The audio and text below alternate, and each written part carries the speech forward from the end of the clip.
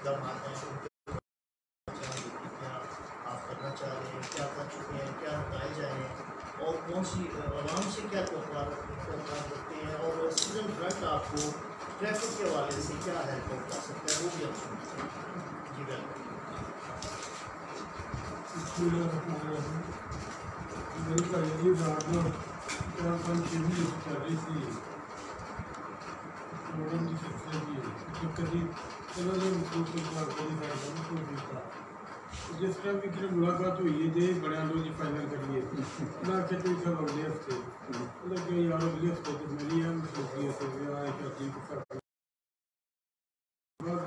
पहले से मसरूफियत आड़े आई बात साड़ी आ गई परसों फिर यकदम अचानक ही साड़ी मुलाकात हुई है तो फाइनल हो गया लोग कल शाम परसों शाम को चलना हो मेरी मेहरबानी थोड़ी सारी दोस्तों की मेहरबानी थी टाइम कटिया इकट्ठे होए हो सानू बुलाया है नहीं आए सवालों की गल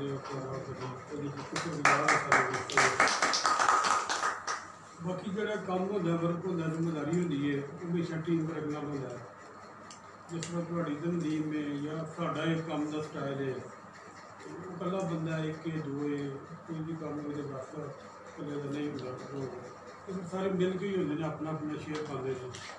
वो शहर साडा असी भी मुकामी हाँ किसी लोग भी अपनी जाना दे सलाह महला साड़ी सब की यही कोशिश होंगी कि जो मैक्सीमम साढ़े एक कंट्रोल से साढ़े इख्तियार से वो असी अपना अपना रोल अदा करिए तकरीबन 1.5 साल के करीब हो गया अपना ट्रैफिक का चार्ज संभालिया हुई आप वो साड़ी हर एक डिपार्टमेंटल एक टीम वर्क होंगे एक सारा सिलसिला बनया होंगे एक ट्रांसपोर्ट लैके उत्ते तक मेरा मेरे बीते अफरान ने बीते सारे सारे का ही वो रोल होंगे अपनी अपनी अब तक अपने अपने जान तक इख्तियार तक मैं जिस पे आया कि मुख्तलिफ दोस्तों में जिस लिए बैठे हैं यही साड़ी डिस्कस हुई कि कितने की होना चाहिए या कितने ज़्यादा इशू ने कितने ज़्यादा फोकस की जरूरत है कितने ज़्यादा बहुत ऐसे मामला ने जो डायरैक्ट साढ़े रिलेटेड ने बहुत मुख्तलिफ डिपार्टमेंट होंगे ने मुख्तलिफ तंजीमां जिस तरह ताजर ने होर इतला ने इस तरह की जितने कोई बातकार बने होंगे फोन उन्होंने जरूरत पई सानू जिथे भी जरूरत पैंदी है कोशिश होंगी अभी उन्होंने डिस्कस करके वह एक लाया अमल बना के फिर वो वर्क शुरू करिए ताकि ना टाइम का आया हो ना साड़ी मेहनत जी आया हो जिस तरह जोड़ा साहब कह रहे हैं जो ज़्यादा ईजी सन टास्क उन्होंने अभी पहले कोशिश की उस काम शुरू करिए जो मेन ने उन्होंने फिर आस्ते आस्ते उसके बाद प्रॉब्लम होंगे ने बाद डिपार्टमेंट जो होंगे उन्होंने जरूरत होंगी है असी जो साड़ी रात तक फौरी स्टैप ले लेकिन जो एक जिस तरह साड़ी जिम्मेदारी है उस डिपार्टमेंट उन्होंने जिम्मेदारी है तो वो डायरैक्ट जिम्मेदारी होंगी ज़्यादा ज़्यादा इंटरस्ट होंगी है या ज़्यादा वो फील होता है बाकी जो मशीन से लैंदे ने इस तरह की चीज़ों मुताबिक आड़िया तो शहर से जिस तरह उन्हें ढक्की दरवाजा सभी सारे लोग इतों के रहने के गुजरते दिन उत्थे अभी वेखे यार इतने हर वेले प्रॉब्लम है छोटा जहा असी वो लैके डिस्कशन करके उठे दिया लोगों स्टैप लिया वो वाइट टाइप कुछ लाने की कोशिश की मैं तो जिस वे गुजरना मूँ तो फील होता कि वो 50% 10% तो किसी भी जगह तो तुम काम करते हो तो नहीं कह सकते कि बिल्कुल 100% हो गया है टारगेट साढ़ा चीज़ बेहतरी गुंजाइश होंगी है ज़्यादा वो जिन्ना तुम करोगे उन्ना मैक्सीमम रिजल्ट आएगा उन्होंने असी किया मीडिया स्टो के उस मैं उस एक क्लैश चल रहा थी इंतजामिया के नाम से जो रेलवे रोड वाले सन जरा रात उन्होंने शायद थोड़े उत्थे बिलोंग करता हो क्योंकि कोई कुछ बंद होया फिर उठया फिर बंद कोई सच्चाई शायद इस तरह का मैं आया मैं आके काफ़ी साल हो गए दोस्त बैठे उन्होंने 2-3 चीज़ें की कि यार है अगर तुम्हें प्रॉब्लम है तो सारे शहर में भी प्रॉब्लम है कि उठूँ आधा घंटा नहीं गुजरन दिंदा उन्हें कहा जो तुम मुनासिब समझ कर लो साढ़े फ्री है ਬਾਅਦ ਨਾਲ ਜਿਹੜੇ ਡੀਸੀ ਸਾਹਿਬ ਸੀ ਪਹਿਲੇ ਉਹਨਾਂ ਮੈਨੂੰ ਬੁਲਾਇਆ, ਉਹਨਾਂ ਕਿਹਾ ਯਾਰ ਜੀਡੀਆ ਚੌਕ ਦੀ ਬੜੀ ਟੈਨਸ਼ਨ ਬਣੀ ਹੈ, ਇਹਦਾ ਕੋਈ ਤੁਸੀਂ ਇਹਦੇ 'ਚ ਵਰਕ ਕਰੋ। ਅਸੀਂ ਕਰਦੇ ਹਾਂ। ਮੈਨੂੰ ਕਹਿੰਦੇ ਨੇ ਕੀ ਇਹਦੇ 'ਚ ਅਗਰ ਇਹਨੂੰ ਬੰਦ ਨਾ ਕਰੀਏ ਤਾਂ ਫਿਰ ਵੀ ਕੋਈ ਆਪਸ਼ਨ ਹੈ। ਅਸੀਂ ਬੰਦ ਵਾਲਾ ਸਭ ਤੋਂ ਈਜ਼ੀ ਆਪਸ਼ਨ ਹੈ, ਜਿਸ ਵੇਲੇ ਕਰ ਲਓ। ਅਸੀਂ ਕੋਸ਼ਿਸ਼ ਕਰਦੇ ਹਾਂ ਸਾਨੂੰ 2-4 ਦਿਨ ਹਫ਼ਤਾ ਤੋਂ ਵਰਕ ਕਰਨ ਦਿਓ, ਫਿਰ ਉੱਥੇ ਉਹਨੂੰ ਵੇਖ ਕੇ ਰਿਲੋਡ ਕਰਾਂਗੇ। ਉਹ ਅਸੀਂ ਆਪਣੇ ਲੈਵਲ ਦੀ ਲੋਕਾਂ ਦੀ ਕੋਸ਼ਿਸ਼ ਕੀਤੀ, ਉਹ ਐਕਸਰਸਾਈਜ਼ ਕੀਤਾ ਹਫ਼ਤਾ 2, ਅਤੇ ਉਹਦੇ 'ਚ ਇਸ ਤਰ੍ਹਾਂ ਤਾਂ ਨਹੀਂ ਅਸੀਂ ਉਹਨੂੰ ਕਰੀਏ 100%, ਲੇਕਿਨ ਇੰਨਾ ਹੋਵੇ ਕਿ ਪ੍ਰੋਬਲਮ ਨਹੀਂ, ਉੱਥੇ ਕਿਸੇ ਦਾ ਟਾਈਮ ਨਹੀਂ ਜ਼ਾਇਆ ਹੁੰਦਾ। ਬਾਅਦ ਇਸ਼ੂ ਹੈ ਨੇ ਜਿਹੜੇ ਅਸੀਂ ਵੇਖ ਰਹੇ ਹੁੰਦੇ ਹਾਂ, ਉਹਨਾਂ ਨੂੰ ਇਗਨੋਰ ਕਰਨੀ, ਉਹਦੀਆਂ ਮੁਖਤਲਿਫ ਰੀਜ਼ਨ ਹੁੰਦੀਆਂ ਨੇ। ਸਾਨੂੰ ਸਭ ਕਰਨ ਅਸੀਂ 4-6 ਬੰਦੇ ਐਟ ਏ ਟਾਈਮ ਚਾਹੀਦੇ ਹੁੰਦੇ ਨੇ, ਬਾਅਦ ਸਾਡੇ 2 ਬੰਦੇ ਹੁੰਦੇ ਨੇ, ਬਾਅਦ ਇੱਕ ਹੁੰਦਾ, ਬਾਅਦ ਤੁਸੀਂ ਵੇਖਦੇ ਹੋ ਕੋਈ ਨਹੀਂ ਹੁੰਦਾ। ਉਹ ਸਾਡੇ ਆਪਣੇ ਡਿਪਾਰਟਮੈਂਟ ਦੇ ਹੁੰਦੇ ਮਸਾਇਲ, ਲੇਕਿਨ ਅਗਰ ਉਹਨੂੰ ਪੂਰਾ ਕਰ ਲਈਏ ਤਾਂ ਫਿਰ ਅਸੀਂ ਸ਼ਾਇਦ ਕੋਈ ਕਿਸੇ ਬੰਦੇ ਨੂੰ ਪ੍ਰੋਬਲਮ ਨਾ ਹੋਵੇ। ਲੇਕਿਨ ਇਸ ਦੇ ਬਾਵਜੂਦ ਵੀ ਉੱਥੇ ਤੁਹਾਡਾ ਟਾਈਮ ਨਹੀਂ ਮੇਰਾ ਖਿਆਲ ਜ਼ਾਇਆ ਹੁੰਦਾ, ਜਿੱਥੋਂ ਵੀ ਕੋਈ ਨਿਕਲ ਜਾਂਦਾ ਹੈ, ਬਜਾਏ ਉਹ 10-20 ਮਿੰਟ ਜਾਂ ਅੱਧਾ ਘੰਟਾ ਵੇਟ ਕਰੇ। ਇਸ ਤਰ੍ਹਾਂ ਉਸਦੀ ਤਰ੍ਹਾਂ ਜਿਸ ਤਰ੍ਹਾਂ ਪਟਾਲੇ ਫਾਟਕ ਦਾ ਆਪਣਾ ਸਜੀਵਾਲ ਫਾਟਕ ਦਾ ਕਹਿ ਰਹੇ ਨੇ ਕੋਈ ਅਤੇ ਸਟਾਫ ਬਣੇ ਦਾ ਸ਼ਾਇਦ ਤੁਹਾਨੂੰ ਇਤਫਾਕ ਹੁੰਦਾ ਹੋਵੇ, ਕਦੀ ਉੱਥੇ ਗੁਜ਼ਰਨ ਦਾ ਉੱਥੋਂ ਕਦੀ ਬੰਦਾ ਗੁਜ਼ਰ ਹੀ ਨਹੀਂ ਸਕਦਾ। ਉਹ ਵੀ ਅਸੀਂ ਉੱਥੇ ਕੋਸ਼ਿਸ਼ ਕਰਕੇ ਇਹ ਹੀ ਐਕਸਰਸਾਈਜ਼ ਘਟੀਆ ਵੀ ਉੱਥੇ ਕੀਤੀ। ਅਤੇ ਤੁਹਾਡਾ ਕਿਉਂਕਿ ਮੇਰਾ ਰਾਤੀ ਦੌੜਦਾ ਵੀ ਉੱਥੇ 2-3 ਵਾਰੀ ਗੁਜ਼ਰ ਹੁੰਦਾ ਹੈ, ਮੈਨੂੰ ਕਦੀ ਨਹੀਂ ਲੱਗਾ ਕਿ ਮੇਰੇ ਅੱਜ 5 ਮਿੰਟ ਇੱਥੇ ਜ਼ਾਇਆ ਹੋ ਗਏ ਨੇ। 2-4 ਮਿੰਟ 5 ਮਿੰਟ 15 ਨਿਕਲ ਜਾਂਦਾ ਹੈ, ਟਾਈਮ ਜ਼ਾਇਆ ਜਾਂ ਤਾਂ ਘੰਟਾ ਛੋਟੇ ਜਵਾਬ ਚੌਕ ਕੇ ਜਾਂ ਉਹਦੇ 'ਚ ਸਰਵਿਸ ਮੋਡ ਵਾਲਾ ਹੈ, ਜਿੱਥੇ ਸਾਡੀ ਡਾਇਰੈਕਟ ਅਪਰੋਚ ਉਹਨੂੰ ਅਸੀਂ ਉਸ ਸੰਭਾਲ ਕਰਨੇ ਆ, ਜਿੱਥੇ ਬਾਕੀ ਡਿਪਾਰਟਮੈਂਟ ਨੇ ਉਹਨਾਂ ਨੂੰ ਨਾਲ ਲੈ ਲਈਦਾ। ਅਤੇ ਉਹ ਸਭ ਤੋਂ ਮੇਨ ਜਿਹੜਾ ਟਾਰਗੇਟ ਹੈ ਜਾਂ ਜਿੱਥੇ ਅਸੀਂ ਵੀ ਫੀਲ ਕਰਦੇ ਹਾਂ ਇੱਥੇ ਬਹੁਤ ਜ਼ਿਆਦਾ ਜ਼ਰੂਰਤ ਹੈ ਉਹਦੇ 'ਤੇ ਵਰਕ ਦੀ, ਉਹ ਫਿਰ ਅਸੀਂ ਉਹਨੂੰ ਪਿੱਛੇ ਰੱਖ ਦਿੱਤਾ ਕਿ ਜਿਹੜੇ ਈਜ਼ੀ ਨੇ ਉਹਨਾਂ ਨੂੰ ਕਰ ਲਓ। ਮੇਨ ਜਿਹੜਾ ਸਭ ਤੋਂ ਮੁਸ਼ਕਿਲ ਹੈ, ਇਸ ਤਰ੍ਹਾਂ ਹੀ ਸ਼ਾਦਮਤ ਚੌਕ ਸੀ, ਕਾਲਜ ਸਕੂਲ ਛੁੱਟੀ ਹੁੰਦੀ ਸੀ, ਸਮਾਨ ਪਲਾਜ਼ੇ ਤੋਂ ਲੈ ਕੇ ਸਰਵਿਸ ਮੋੜ ਤੱਕ ਉਹ ਵੀ ਅਸੀਂ ਆਪਣਾ ذاتی ਤੌਰ 'ਤੇ ਹੀ ਉੱਥੇ ਥੋੜ੍ਹਾ ਬਹੁਤਾ ਉਹਨੂੰ ਕਰਕੇ ਐਕਸਰਸਾਈਜ਼ ਕੀਤਾ। ਉਹ ਉਹਨਾਂ 4-6 ਮਹੀਨੇ ਹੋ ਗਏ ਬੰਦ ਸੀ, ਕਾਲਜ ਸਕੂਲ ਬਰਡਨ ਨਹੀਂ ਹੋਇਆ। ਉਹ ਵੀ ਬਿਲਕੁਲ ਈਜ਼ੀ ਹੋ ਗਿਆ ਸੀ ਕਿ ਤੁਸੀਂ ਆ ਰਹੇ ਹੋ ਜਾ ਰਹੇ ਹੋ, ਤੁਹਾਨੂੰ ਬਿਲਕੁਲ ਸੁਬਾਹ ਦੇ ਟਾਈਮ ਜਾਂ ਛੁੱਟੀ ਦੇ ਟਾਈਮ ਕੋਈ ਪ੍ਰੋਬਲਮ ਨਹੀਂ ਉੱਥੇ ਬਣੀ। ਸਭ ਤੋਂ ਜਿਹੜਾ ਮੇਰੇ ਵਾਸਤੇ ਮੁਸ਼ਕਿਲ ਸੀ ਜਿੱਥੇ ਬਹੁਤ ਜ਼ਿਆਦਾ ਚੀਜ਼ਾਂ ਜਾਂ ਹੋਰ ਡਿਪਾਰਟਮੈਂਟ ਇਨਵਾਲਵ ਨੇ, ਕਚਹਿਰੀ ਚੌਕ ਤੁਹਾਡੇ ਲੋਕਾਂ ਦਾ ਗੁਜ਼ਰ ਹੁੰਦਾ ਹੈ ਅਤੇ ਸਾਰੇ ਸ਼ਹਿਰ ਰਾਤ ਨੂੰ ਤੁਸੀਂ ਟ੍ਰੈਫਿਕ ਦੇ ਇਸ਼ੂਜ਼ ਨੂੰ ਇਕੱਠਾ ਕਰ ਲਓ, ਕਚਹਿਰੀ ਚੌਕ ਜੇਲ੍ਹ ਚੌਕ ਨੂੰ ਕਰ ਲਓ, ਉਹਦੇ ਸਾਰੇ ਇਕੁਅਲ ਦੇ ਬਰਾਬਰ ਕਚਹਿਰੀ ਚੌਕ ਜੇਲ੍ਹ ਚੌਕ ਮੁਖਤਲਿਫ ਰੀਜ਼ਨ ਨੇ। ਬਾਅਦ ਇੰਪਰੂਵਮੈਂਟ ਇਸ ਲੈਵਲ ਦੀ ਹੋਈ ਹੈ, ਕੋਈ ਦਿਨ ਦੇ ਟਾਈਮ ਹੁੰਦੀ ਹੈ, ਕਿਸੇ ਦੇ ਟਾਈਮ ਹੁੰਦੀ ਹੈ, ਬਹੁਤ ਚੀਜ਼ਾਂ ਨੇ ਜਿਹੜੀਆਂ ਡਾਇਰੈਕਟ ਸ਼ਾਇਦ ਅਸੀਂ ਉਹਨੂੰ ذاتی ਤੌਰ 'ਤੇ ਨਹੀਂ ਕਰਨ ਦੀ ਕੋਸ਼ਿਸ਼, ਬਾਕੀ ਸਾਰੇ ਅਸੀਂ ਨਾਲ ਅੰਗੇਜ ਕੀਤੇ। ਡੀਸੀ ਸਾਹਿਬ ਨੂੰ ਪਹਿਲੇ ਉਹਨੂੰ ਥੋੜ੍ਹਾ ਐਕਟਿਵ ਕੀਤਾ, ਡੀਸੀ ਸਾਹਿਬ ਨੂੰ ਮਿਲੇ ਚਲੇ ਉਹਨਾਂ ਨੂੰ ਸਾਰਾ ਦੇਖ ਕੀਤਾ। ਉਹਦੇ ਨਾਲ ਅਸੀਂ ਕਾਫੀ ਕੁ ਵਰਕ ਕਰ ਚੁੱਕੇ ਹਾਂ। ਉਹਦੇ ਨਾਲ ਡੀਸੀ ਸਾਹਿਬ ਆਏ, ਇਹਨਾਂ ਨਾਲ ਫਿਰ ਕੱਲ੍ਹ ਵੀ ਇਹਦੇ 'ਚ ਮੀਟਿੰਗ ਸੀ, ਉਹਦੀ ਅਸੀਂ ਕੋਸ਼ਿਸ਼ ਕਰ ਰਹੇ ਹਾਂ ਕਿ ਹਫ਼ਤੇ 2 ਤੱਕ ਉਹਦਾ ਰਿਪੋਰਟ ਲਾਇਆ ਅਮਲ ਇੰਦਰ ਬਣਾਈਏ ਕਿ ਕਮ 50% ਉੱਥੇ ਲੀਡ ਫੌਰੀ ਲੱਭ ਜੇ। ਬਾਕੀ ਕੋਈ ਡਿਪਾਰਟਮੈਂਟ ਦੇ ਕੰਮ ਜੋ ਲੱਗੇ ਨੇ ਡੀਸੀ ਸਾਹਿਬ ਦੇ ਨਾਲ, ਉਹਦੇ ਵਿੱਚ ਸ਼ਾਇਦ ਮਹੀਨਾ ਲੱਗੇ 2 ਲੱਗੇ, ਜਦੋਂ ਲੋਕ ਗੁਜ਼ਰਦੇ ਨੇ ਉੱਥੇ ਸਾਨੂੰ ਵੀ ਫੋਨ ਕਰਦੇ ਨੇ, ਅਸੀਂ ਆਪ ਵੀ ਦਿਨ ਫਸਦੇ ਨੇ ਬਾਸ ਕਰ ਉਹ ਜਿਹੜੀ ਜੋ ਵੀ ਅੱਧਾ ਘੰਟਾ ਹੋ ਗਿਆ। ਅਤੇ ਉਹਦੇ 'ਤੇ ਵੀ ਅਸੀਂ ਉਸੇ ਤਰ੍ਹਾਂ ਹੀ ਸਾਡੀ ਜੋ ਅਸੀਂ ਉਹਨੂੰ ਉਸ ਤਰ੍ਹਾਂ ਹੀ ਕਰ ਰਹੇ ਹਾਂ। ਨਹੀਂ ਸਭ ਤੋਂ ਇੰਪੋਰਟੈਂਟ ਸਾਡੇ ਵਾਸਤੇ ਇਹ ਹੀ ਹੈ।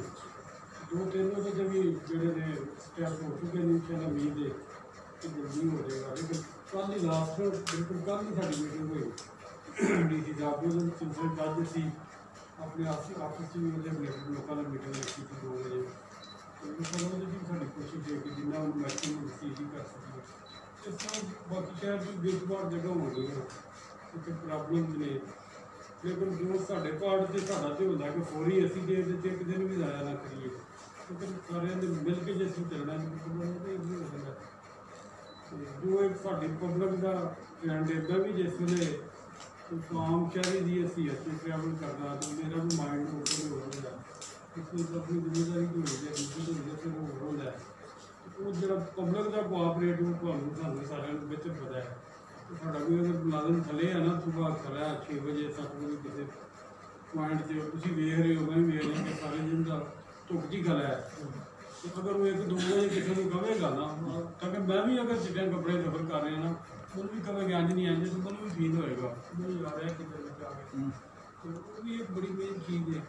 ਕਿ ਸਾਡਾ ਉਸ ਨੂੰ ਕੋਆਪਰੇਟਿਵ ਵੀ ਨਹੀਂ ਹੁੰਦਾ। ਅਸੀਂ ਕਹਿੰਦੇ ਨਹੀਂ ਨਹੀਂ ਯਾਰ ਮੈਂ ਹੀ ਸਭ ਤੋਂ ਜ਼ਰੂਰੀ ਬਾਕੀ ਤੇ ਲੋਕ ਕਹਿ ਰਹੇ ਅਸੀਂ ਕਰੇ। ਉਹ ਜਿਹੜੀ ਚੀਜ਼ ਹੈ ਉਹ ਸਾਰਿਆਂ ਰਲ ਕੇ ਅਸੀਂ ਕਮਿਊਨਿਟੀ ਨੇ ਅਸਾਂ ਰਲ ਕੇ ਉਹਨੂੰ ਕਰਨਾ ਹੁੰਦਾ। ਉਸ ਸਿਲਸਿਲੇ 'ਚ ਵੀ ਅਸੀਂ ਮੁਖਤਲਿਫ ਕਾਲਜ ਉਹਦੇ ਵਜੇ ਸਾਡੀਆਂ ਪੰਜਾਬ ਦੀਆਂ ਇਸ ਤਰ੍ਹਾਂ ਦੇ ਪ੍ਰੋਗਰਾਮ ਚਲੋ ਲੋਕਾਂ ਨੂੰ ਥੋੜ੍ਹਾ ਪਤਾ ਉਹਦੇ 'ਚ ਇਹ ਕੀਤਾ ਜਾਏ ਸ਼ੋਰ ਜਿਸ ਤਰ੍ਹਾਂ ਹੈਲਮਟ ਦਾ ਤੁਸੀਂ ਵੇਖਦੇ ਹੋ ਅਸੀਂ ਮੁਖਤਲਿਫ ਹਰ 2-4 ਮਹੀਨੇ ਬਾਅਦ ਉਹਦੀ ਕੰਪੇਨ ਕਰਨੇ ਆ। ਲੇਕਿਨ ਉਹ ਜਿੰਨੀ ਦੇਰ ਕਰੀ ਦੀ ਹੈ ਜਾਂ ਜਿਸ ਬੰਦੇ ਦੀ ਆਦਤ ਕਰੀ ਦੀ ਹੈ ਉਹਦੀ ਤੱਕ ਤਾਂ ਸ਼ਾਇਦ ਹੁੰਦਾ ਹੈ ਲੇਕਿਨ ਉਸ ਤੋਂ ਅੱਗੇ ਉਹ ਨਹੀਂ ਚੱਲਦੀ। ਉਹ ਬੰਦੇ ਕਹਿੰਦੇ ਨੇ ਯਾਰ ਇੰਨੇ ਟਾਈਮ ਹੀ ਜ਼ਾਇਆ ਕਰਨਾ। ਮੈਂ ਆਪਣਾ ਦਾਦਾ ਸਾਹਿਬ ਦੀ ਕਾਲ ਵੀ ਹੁੰਦੀ ਸੀ ਜੀ ਸਰ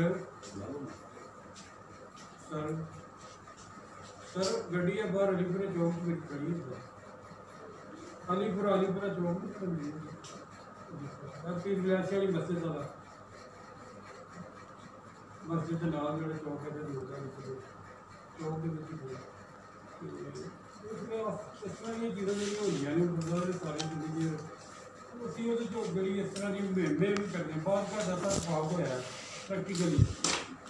ਅਸੀਂ ਇੱਕ ਬੰਦੇ ਨੂੰ ਇੱਕ ਦਿਨ ਅੱਜ ਰੋਕਿਆ ਮੋਟਰਸਾਈਕਲ ਨੂੰ ਉਹਦਾ ਮੋਟਰਸਾਈਕਲ ਬੰਦ ਕੀਤਾ ਜੁਰਮਾਨਾ ਹੋਇਆ 200-400 ਜਿੰਨਾ ਵੀ ਹੈ। ਫਿਰ ਅਸੀਂ ਕੰਡੀਸ਼ਨ ਰੱਖੀ ਹੈ ਕਿ ਜਿੰਨੀ ਦੇਰ ਹੈਲਮਟ ਨਹੀਂ ਲੈ ਕੇ ਆਉਣਾ ਹੈਲਮਟ ਨਹੀਂ ਖਰੀਦਣਾ ਪਾਉਣਾ ਉਨੀ ਦੇਰ ਅਸੀਂ ਜਿਹੜਾ ਮੋਟਰਸਾਈਕਲ ਨਹੀਂ ਜਾਣਾ ਪੈਣਾ। ਉਹ ਗਿਆ ਬਾਹਰ 200-400-500 ਦਾ ਪਠਾਨਕੋਟ ਜਾਂ ਕਿਸੇ ਕੋਲ ਮਜ਼ਾਕ ਕਰ ਲੈ ਆਇਆ ਔਰ ਐਸਾ ਇਤਫਾਕ ਹੋਇਆ ਕਿ ਦੂਸਰੇ ਦਿਨ ਫਿਰ ਭੜਕਤ ਹੈ। ਫਿਰ ਉਹਨੂੰ ਪੁੱਛਿਆ ਤੂੰ ਤਾਂ ਕੱਲ੍ਹ ਵੀ ਆਇਆ था तो तेरा हेलमेट ਉਹਨੇ ਆਖਿਆ ਉਹ ਮੈਨੂੰ ਤੈਨੂੰ ਯਾਦ ਰਿਹਾ ਜਾਂ ਮੈਂ ਤਾਂ ਬਸ ਆਉਂਦਾ ਹੀ ਨਹੀਂ ਫਿਰ ਖੈਰ ਲੈ ਲਿਆ ਤਾਂ ਇਸਤੇਮਾਲ ਨਹੀਂ ਕੀਤਾ। ਸਾਰੇ ਤੁਹਾਡੀਆਂ ਜੁਆਇੰਟ ਹੀ ਨੇ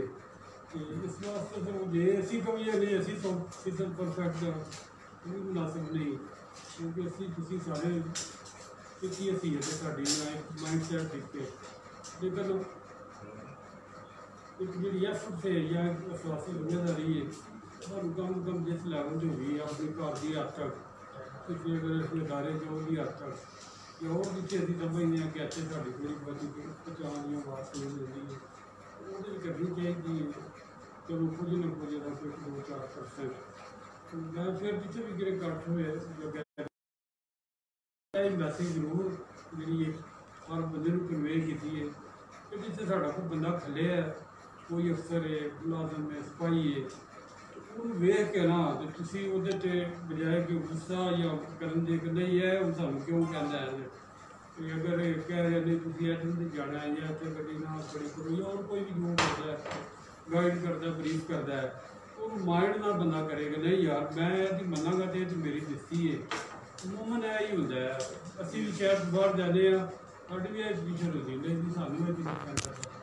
ਬਿਲਕੁਲ ਅਸੀਂ ਆਪਣੀ ਜਗ੍ਹਾ 'ਤੇ ਹੋ ਜਾਵਾਂਗੇ ਬਿਹਤਰ ਜਾਂ ਕੋਸ਼ਿਸ਼ ਕਰਾਂਗੇ ਕੁਝ ਨਾ ਕੁਝ 2-4-5-10% ਦਾ ਫਰਕ ਜ਼ਰੂਰ ਹੀ ਪੈਂਦਾ ਹੈ। ਜਿੱਥੇ ਨੂੰ ਬੰਦਾ ਹੁੰਦਾ ਹੈ ਉਹਨੂੰ ਫੀਲ ਕਰੋ ਯਾਰ ਇਸ ਬਾਰ ਅਗਰ ਖੜੇ ਹੈ ਧੁੱਪ 'ਚ ਗਰਮੀ 'ਚ ਤੇ ਅਗਰ ਕੁਝ ਕਹਿ ਰਿਹਾ ਹੈ ਕਹਿ ਦੇ ਮੇਰੇ ਵਾਸਤੇ ਕਹਿ ਰਹੇ ਮੇਰੀ ਬੇਟੀ ਵਾਸਤੇ ਕਹਿ ਰਹੇ ਉਹ ਜ਼ਰੂਰ ਹੀ ਕੋਆਪਰੇਟ ਉਹਦੇ 'ਚ ਤੁਹਾਡੀ ਇਹੀ ਅੱਜ ਰਿਕੁਐਸਟ ਹੁੰਦੀ ਉਹਦੇ ਨਾਲ ਕਰਿਆ ਕਰੋ। ਔਰ ਦਿਨ ਨੂੰ ਬੇਸ਼ੁਮਾਰ ਚੀਜ਼ਾਂ ਸਾਨੂੰ ਫੇਸ ਕਰਨੀਆਂ ਪੈਂਦੀਆਂ ਨੇ। ਸਾਡੀ ਜਿਸ ਮਹੀਨੇ 'ਚ ਇੱਕ ਅੱਧੀ ਦਾ ਅਸੀਂ ਆਪਸ 'ਚ ਸਟਾਫ ਦੀ ਮੀਟਿੰਗ ਕਰਨੀ ਹੈ ਸਾਰਿਆਂ ਨੂੰ ਇਕੱਠੇ ਇੱਕ ਹੀ ਮੈਸੇਜ ਦੇਈਦਾ ਹੈ ਐਂਡ 'ਤੇ ਉਹਨਾਂ ਨੂੰ ਕਿ ਯਾਰ ਨਹੀਂ ਤੁਸੀਂ ਨਾ ਬਿਲਕੁਲ ਜਿਹੜਾ ਗੁੱਸਾ ਹੈ ਨਾ ਉਹਦੇ 'ਤੇ ਕਾਬੂ 'ਤੇ ਕੰਟਰੋਲ ਰੱਖਣਾ ਹੈ। ਅਗਰ ਕੋਈ ਬੰਦਾ ਕੋਈ ਏਜਡ ਹੈ ਕੋਈ ਜਿਸ ਤਰ੍ਹਾਂ ਦਾ ਵੀ ਹੈ ਕੋਈ ਅਗਰ ਕਰ ਦਿੰਦਾ ਮਿਸਬੀਹੇਵ ਤਾਂ ਤੁਸੀਂ ਨਹੀਂ ਫੀਲ ਕਰਨਾ ਕਿ ਚਲੋ ਕੋਈ ਨਹੀਂ ਕਰਦਾ ਖਾਈਏ ਬਜ਼ੁਰਗ ਉਹ ਅਸੀਂ ਆਪਸ 'ਚ ਸਾਰਿਆਂ ਨੂੰ ਮਹੀਨੇ 'ਚ ਬਜਟ ਵੀ ਹੁੰਦੀ ਹੈ ਗੱਲ ਜ਼ਰੂਰ ਕਰੀ ਦੀ ਹੈ। ਲੇਕਿਨ ਇਸ ਦੇ ਬਾਵਜੂਦ ਡੇਲੀ ਬੇਸ 'ਤੇ ਨਾ ਕਿਸੇ ਨਾ ਕਿਸੇ ਪੁਆਇੰਟ ਤੋਂ ਸ਼ਹਿਰ ਤੋਂ ਬਾਹਰ ਇਹ ਇਸ਼ੂ ਆ ਜਾਂਦਾ ਹੈ ਕਿ ਲੋ ਜੀ ਉਹ ਬੰਦੇ ਨਾਲ ਇਹ ਗੱਲ ਕੀਤੀ ਹੈ ਉਹਨੇ ਕਿਹਾ ਨਹੀਂ ਤੂੰ ਖਲੋ ਜਾ ਉਹ ਜਾਂਦਾ ਕਿੱਥੇ ਫਿਰ ਉਹਦਾ ਕੀ ਹੁੰਦਾ ਘੰਟੇ ਤੋਂ ਬਾਅਦ ਜੋੜਾ ਸਾਹਿਬ ਕੋਲ ਆ ਗਿਆ ਕੋਈ ਇੱਧਰ ਆ ਗਿਆ ਜੋੜਾ ਸਾਹਿਬ ਕੋਲ नहीं वो मुड़ा बस है जी गलती हो गई एहसास होता है बाद जाके कोई घंटा तो नहीं यार गलती हो गई लेकिन वक्ती तौर पर साਡਾ भी टाइम ज़ाया करेगा अपने वास्ते भी प्रॉब्लम बनाएगा लेकिन थोड़ी जी जी एक बर्दाश्त वाला इशू है या वक्ती तौर पर उन्होंने थोड़ा बंदा कहे कि मैं कर ला वो आगे सी नहीं कंप्रोमाइज नहीं भैया हूँ तो बिल्कुल नहीं है फ्रेज होती है कि असं सारे लोकल कम नहीं आ सारे मोस्टली 50% एक दूजे को वैसे ही जानते पहचानते वो असं अगर थोड़ा मतलब तुम साढ़े नाल करो साड़ी कोशिश होती है आदमी मुमकिन कि नहीं गल अगर कोई करता भी है किसी हद तक चलो यार इग्नोर करो करने भी प्रैक्टिकली करने बाकी लोगों ने यही है कि नहीं यार ये बला वजह एक किसी मुलाजम या किसी बंदे ने उस तरह का जाती तौर पर है नहीं गुजर रहा आ रहा जा रहा उन्होंने गाइड ही कर रहा अगर उत्थे वो जिम्मे ला लो कम गुजरेगा या गलमा ने भी मैं तू वो शायद वो वास्ते भी एक परेशानी का बायस वक्त का गया या क्या लोग वैसे एक बात का होंगे चौक सी महला सी दुकान की बड़ी बिस्सी हो गई तो बिस्सी वाली तो गल नहीं अगर असं उन्होंने पहला ही इस माइंड सैट से नहीं है कि नहीं यार असी कि मिल के चलना है तो असं ये चीज़ा फिर बड़ी बेसी होंगे सारे रिक्वेस्ट होंगी कि नहीं इन्हों को थोड़ा बता बर्दाश्त करनी की या थोड़ा नाल कोऑपरेट करनी होनी चाहिए बाकी जोड़ा भी बंदा मैंने तो जाती तौर पर मिलता है तो मेरी वो लड़ाई डिस्कस होती कि यार अच्छा इतने है इशू है तो यदा की करिए की होना चाहिए ताकि 2-4 दिन जिस डलते हैं गल डिस्कस होती है कोई ना कोई बेहतर जोड़ा निकल आता है पॉइंट तो बेहतर हल निकल आता है तो फिर मैं यही जाती तौर पर कहूँगा कि अपना जोड़ा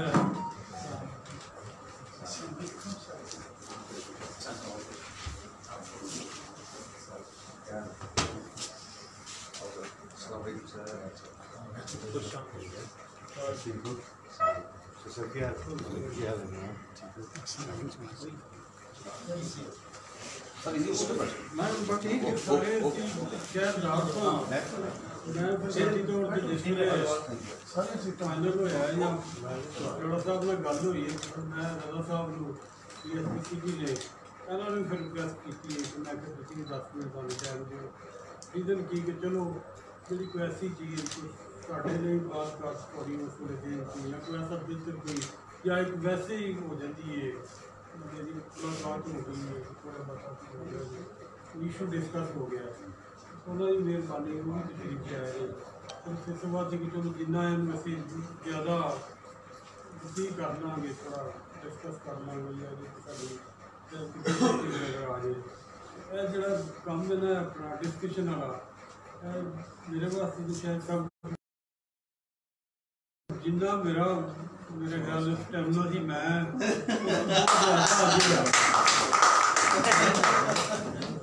टाइम जो है क्यों जी भाई या बाकी जोड़े दोस्त उन्होंने बड़ा अच्छी तरह पता है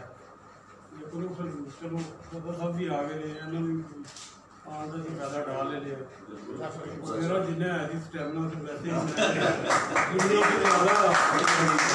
अच्छा चलो गल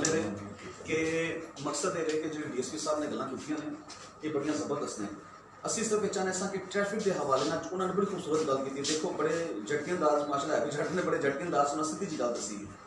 क्या थोड़ा सबर थोड़ा तहम्मुल रखना चाहिए ये गल बिल्कुल 100% उन्होंने की है और एक गल बजाए मैं कितना भी आजिज़ हुआ मैं मस्जिद चो नमाज पढ़ के भी निकला गुरु बाहर अगर किसी कांस्टेबल ने पूछ लेना कि चो सब गड्डी इत्थे नहीं इत्थे ला लो तो मैं फौरन अंदर का चौधरी जा देना और मैं कहना यार नहीं यार तू क्यों पूछ रहे करें गलत गल है ये गलती है मुझ समेत सारे सोसाइटी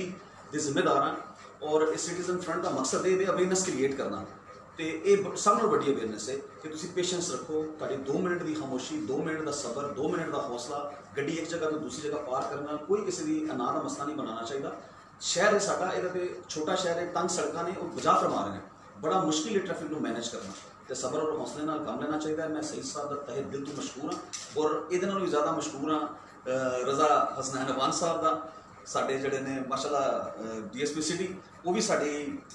लास्ट मीटिंग से गल बल्कि पिछली तो पिछली मीटिंग इतने आए सन उन्होंने असी एप्रीशिएट किया उस वक्त मुहर्रम उल हराम के हवाले प्रोग्राम होए सन और सिटी के बारे जो ट्रैफिक की खिदमत ने माशाल्लाह काबिल तहसीन ने। मैं रज़ा वान साहब ने भी रिक्वेस्ट कराँगा कि गो उन्होंने ये ट्रैफिक के नाल जरा वे वो सिलसिला शायद डायरैक्टली इन्वॉल्व नहीं है, लेकिन उन्होंने पता तो है क्योंकि शहर DSP सिटी देखो DSP सिटी ने ट्रैफिक तो लैके सिक्योरिटी तो लैके हर चीज़ मैनेज करनी होंगी है। मैं रिक्वेस्ट कराँगा कि वो भी चंद मिनट अपनी जड़े ने ख्यालात इज़हार करन और ट्रैफिक के हवाले नाल कोई ऐसी चीज़ जिहदे वाल साडी तवज्जो या शहरी तवज्जो नहीं जा रही, प्लस सिटीजन फ्रंट जैसे प्लेटफॉर्म्स जड़े ने फी सबीलिल्लाह या अपनी मदद आप देता है जो जी ऑर्गेनाइजेशंस काम कर रही हैं, अगर सानू तुसी किसी जगह साडी ड्यूटी लगाओ तो असी वो इंशाल्लाह बतौर सिविलियंस एक ऐसी ऑर्गेनाइजेशन असी खिदमत अपनी देने को तैयार हाँ। तो उन्होंने मैं रिक्वेस्ट कराँगा 2 मिनट भी लाइव साड़ी जा रहा है प्रोग्राम, तो अगर गल कर लें तो मेहरबानी। Thank you. बिस्मिल्लाहिर्रहमानिर्रहीम। लाखों करोड़ों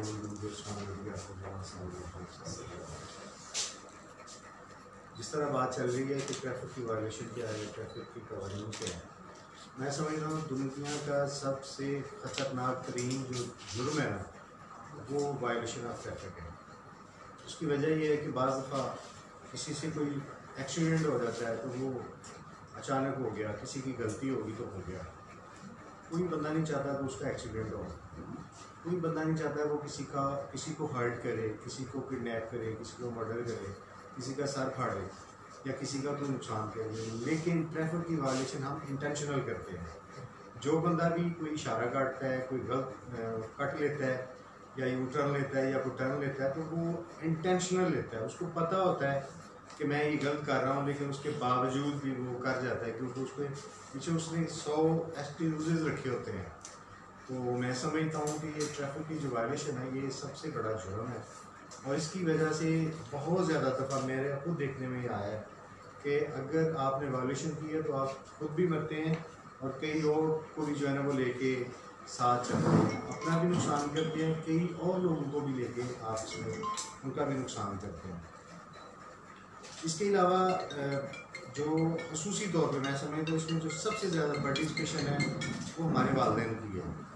जब हमारे वालिदैन उनको पता है कि हमारा बेटा जिसकी उम्र अभी लाइसेंस की नहीं बनी, उसको मोटरसाइकिल ना दें, उसको मोटर कार ना दें, उसको गाड़ी पे मत बैठाएं, उसको ख़ास तौर पे ड्राइविंग सीट पे मत बैठाएं। और जो पेरेंट्स अपने बच्चे को, चूँकि हमारा ये जो माहौल है इसमें हम मोटरसाइकिल लेके फौरी तौर पे दे देते ताकि बच्चा हमारा हाथ बढ़ाए, हमें स्कूल छोड़ आए, कॉलेज छोड़ आए, बाज़ार छोड़ आए, सब्ज़ी ले आए, साजो सामान ले आए, हमें एक जगह से दूसरी जगह जो है ना वो कहीं आना जाना और रिश्तेदारों के वहाँ भी हमें ले जाए। और मैं समझता हूँ उसका लाइसेंस बनना नहीं होता, पीछे वाली जो सवारी होती है उसका तो हुजूम बहुत ज़्यादा होता है, जो अगला सवार होता है उसका बिल्कुल कोई हुजूम नहीं होता। और वो बाज़ दफ़ा तो ये होता है कि हम पुलिस वाले खड़े करके उसका तरला करते हैं, मिन्नत समाजत करते हैं, या खुदा का खौफ करें, आप इस मामले को ना ये छोड़ें, आपकी अभी उम्र नहीं हुई। और खसूसी तौर पे मैं समझता हूँ जहाँ भी एक्सीडेंट होता है वहाँ पे एक आध मोटरसाइकिल वाले की गलती ज़रूर होती है। और ये 100 टाइम्स देखा है, ये हमारी गुजरात यूनिवर्सिटी की तरफ जो बसें जाती हैं उनके नीचे जब भी दूसरे दिन तीसरे दिन एक्सीडेंट की जो खबर आई है ना वो एक मोटरसाइकिल वाले के कुचलने की खबर आई है। और नुकसान किसका होना है? जो जिसका हुजम छोटा है। मोटरसाइकिल का एक बस के मुकाबले में हुजम बिल्कुल छोटा है और कार के मुकाबले भी छोटा है और दूसरों के मामले में भी इसी तरह। और मैं समझता हूँ ये जो हमारे बिल्कुल कम सिन हैं, नाबालिग बच्चे हैं या बच्चियाँ हमारी जो हमारी ये गाड़ियाँ चलाती हैं, मोटरसाइकिल ले जाते हैं, वालिदैन को चाहिए कि इनको बिल्कुल अलाउ ना करें। कानूनन भी जुर्म है और अहलाकन भी जुर्म है। खुद की ज़िंदगी भी जो है वो भी खतरे में ना डालें और लोगों की ज़िंदगी और माल जान से भी ना खेलें। इसके अलावा ये हमारा जो सोशल मीडिया है उस पर आप आए रोज़ देखते हैं कि हमारे ट्रैफिक पुलिस की तरफ से, और मैं समझता हूँ मुझे अल्हम्दुलिल्लाह 2.25 साल हो गए यहाँ पे गुजरात में आए, मैंने इतनी वर्कशॉप्स नहीं देखी किसी और की जितनी मैंने DSP साहब ट्रैफिक की यहाँ पे देखी है। और इन्होंने मेरा ख्याल है मुझसे भी कम से कम 10 दफ़ा जो है ना लोगों को ये फ्री जो हेलमेट देते हैं हम वो डिस्ट्रीब्यूट करवाए हैं। और ये लोगों को जो आगामी और अवेयरनेस की कैंपेन जो इन्होंने चलाते हैं, और मैं समझता हूँ कि बड़ी ज़बरदस्त है, बड़ी आला है लोगों की। और उसकी वजह ये है कि पुलिस का काम है लोगों की इज्जत, माल, जान की हिफाजत करना। ये लोगों की जान की हिफाजत के लिए, माल की हिफाजत के लिए ट्रैफिक पुलिस जो है ना हर वक्त तैयार रहती है, हर वक्त 24 घंटे। आप किसी ना किसी मोड़ पे देखेंगे जहाँ पे ट्रैफिक चल रही है तो हमारा ट्रैफिक का कम से कम एक कांस्टेबल। अब देखें हमारे पास यहाँ पे 5-6 ऐसे लोग हैं जो हमारे अपर सबॉर्डिनेट्स हैं, जिसमें कम से कम मेरे ख्याल से 2 हमारे इंस्पेक्टर होते हैं जो पूरे सिटी को वॉश कर रहे होते हैं। उन्होंने इसकी डिवीजन्स की हुई है, उसके बाद फिर सब डिवीजन है जिसको हम लुक आफ्टर किया जाता है। और ये सिर्फ इस वजह से है कि डीएसपी ट्रैफिक इस पर बड़ी तनदेही से काम करते हैं, मेहनत से करते हैं। और ये सारा कुछ जो है ना, ये आप के जो मौजूद शहरी हैं उनकी वजह से है। जो तावन आप लोग करते हैं बहुत अच्छा करते हैं, अपनी भी ज़िंदगी बचाते हैं, लोगों की भी, अपने माल की भी, जान की भी। और मैं समझता हूँ अपने बच्चों को ज़रूर मना करें कि अगर आप उसको 50,000 का 1 लाख का मोटरसाइकिल देते हैं तो 500 का एक हेलमेट ज़रूर उसको ले दें। मैंने कई ऐसे एक्सीडेंट देखे हैं अपनी लाइव आंखों से कि जब मोटरसाइकिल वाला किसी मोटरसाइकिल के साथ या किसी कार के साथ, बड़ी गाड़ी के साथ हिट होता है तो उसका सबसे पहले जो चीज़ उसके जिस्म की ज़मीन को टच करती है वो उसका सर होता है। और अगर सर बच जाए तो दूसरी सब चीज़ें जो है सलामत रह जाती हैं। अगर सर की चोट लग जाए तो मैंने बंदे बचते हुए नहीं देखे। दूसरा, हमारे इलाके में अक्सर मैंने देखा है, हमारा ये जो इसका जीटी रोड है, जो जीटीएस चौक से सर्विस मोड़ की तरफ जाता है, वहाँ पे बच्चे वन व्हीलिंग बहुत ज़्यादा करते हैं। और बाज़ दफ़ा हमने दिन को रोका है तो वो रात को 11 बजे, 12 बजे, रात 2 बजे भी शर्तें लगा के पता चल जाता है दूसरे दिन कौन कौन है। हम उनके पीछे भी चढ़े हैं, उनके खिलाफ हमने कार्रवाई भी की है, पर्चे भी दिए हैं, ट्रैफिक में बेशुमार उनके चलान भी बनाए हैं। लेकिन वो सिर्फ इस वजह से है कि माँ बाप उन पर तवज्जो नहीं देते कि हमारा बच्चा जो पढ़ने, वो सारे स्टूडेंट होते हैं, हमारा पढ़ने वाला बच्चा रात को 12 बजे 1 बजे मोटरसाइकिल लेके कहाँ जा रहा है। ये वन व्हीलिंग बहुत ख़तरनाक जुर्म है। आपने जब भी देखा होगा वन व्हीलर जब भी उसका एक्सीडेंट होता है सबसे पहले उसका सर जो है ना वो कुचला जाता है, सिर्फ उसके सर पे चोट आती है जिसकी वजह से वो उसकी फौरी तौर पे डेथ हो जाती है। और मैंने 20 ऐसे केसेस देखे हैं जिसमें मेरा भी एक अजीज़ो कारक मेरे सामने उसकी इस तरह वो हुआ कि उसका सारे का सारा सर जो है उसको लगा और बिल्कुल वो खिचड़ी सी बन के उसकी वजह जो है सर। और मैं वालिदैन से और तमाम मौजूद शहरियों से ये अपील करता हूँ तो DSP सिटी गुजरात, आप ट्रैफिक के कवानीन की इंतहाई अच्छे ऐसे तरीके से पाबंदी करें और अपने बच्चों को वन व्हीलिंग से बचाएँ। नाउम्र बच्चों को, कम उम्र बच्चों को हरगिज़ मोटरसाइकिल गाड़ी चलाने की इजाज़त ना। बहुत शुक्रिया।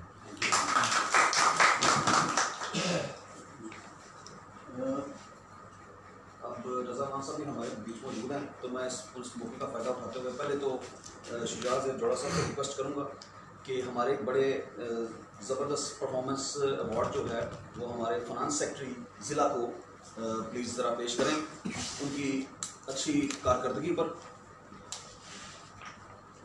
राजा मोहम्मद एजाज साहब।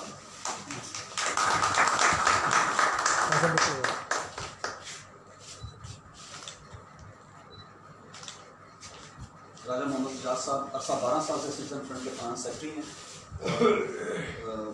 बहुत अच्छी उन्होंने बेहतरीन अपनी खिदमात जो हैं उसके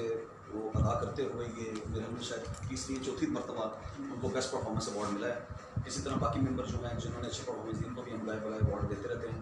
और रज़ा हसनैन अवान साहब से खसूसी रिक्वेस्ट करूँगा कि वो मैं समझता हूँ कि वो हमारे मेहमान तो है ही हैं, वो हमारे मेज़बान भी हैं आज,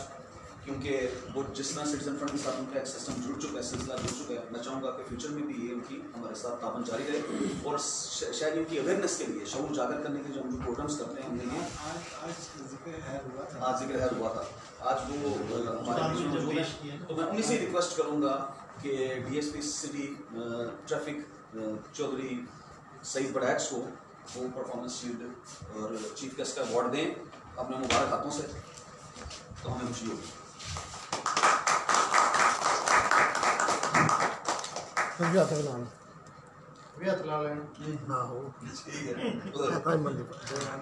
ठीक है। और सॉरी आपको रिक्वेस्ट करूँगा कि खड़ी रहें, एक एक करके तमाम दोस्तों का तारुफ कराना हमारा एक प्रोटोकॉल है, उसको फॉलो करना पड़ता है। जनाब चौधरी मेहदी मंदीर साहब सीनियर नायब सदर जिला गुजरात सिटीजन फ्रंट, जनाब राजा मोहम्मद एजाज साहब फाइनेंस सेक्रेटरी सिटीजन फ्रंट अरसा 12 साल से बानी मेंबर भी, और शेख इरफान परवेज साहब आप इनको जानते ही होंगे, सिटी सदर सिटीजन फ्रंट शेख साहब जोड़ा साहब से रिक्वेस्ट करूंगा वो भी साथ खड़े हो जाए, वो पीछे छुपे हैं, जगह दे दो थोड़ी, मेहरबानी करें। जो फोटो बनवा चुके हैं तो थोड़ा सा इधर आ जाए। देखिए शुजा भाई, दूसरे साथियों जगह दे दो भाई। मुजम्मल शाह साहब, नायब सदर सिटीजन फ्रंट सिटी और सुप्रीम काउंसिल के मेंबर हैं। तारिक भट्ट साहब ताजर हैं, सिटीजन फ्रंट सिटी के एडिशनल जनरल सेक्रेटरी हैं, सेक्रेटरी फाइनेंस भी हैं और सुप्रीम काउंसिल के मेंबर हैं। मिर्ज़ा अकबर बेग बरलास साहब, ये जो है सिटीजन फ्रंट सिटी के नायब सदर भी हैं और रिसेंटली पटा मार्केट से दोबारा दूसरी मरतबा ये बरास साहब देखिए, सामने बरास साहब देखो सामने, पटा फर्नीचर मार्केट से हुसैन को जोड़ा साहब छोटे भाई हैं और सिटीजन फ्रंट सुप्रीम काउंसिल के मेंबर हैं, एक्टिव मेंबर हैं। हम एक मिनट, हुसैन साहब लोग नेशनल बैंक की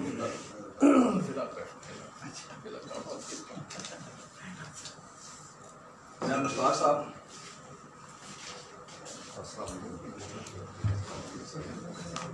मुश्ताक साहब नायब सदर हैं, सुप्रीम काउंसिल के मेंबर हैं, बानी मेंबरों में से सिटीजन फ्रंट के।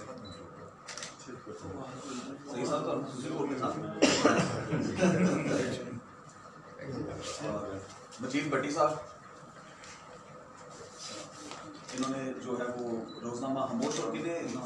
डिस्ट्रिक्ट जो है प्रेस क्लब गुजरात के मेंबर हैं और रोजनामा हमोश और अभी कौन सा मीडिया के साथ जो है ब्यूरो चीफ अभी इलेक्शन में रिसेंटली और साथ इनका एक रेस्टोरेंट भी है गुजरात में बार के साथ, जो है गुजरात बार के साथ।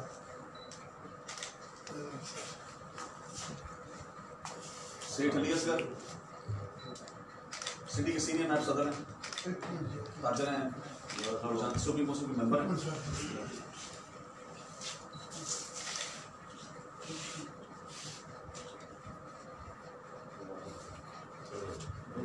कोई नहीं खाली। आमर चौधरी साहब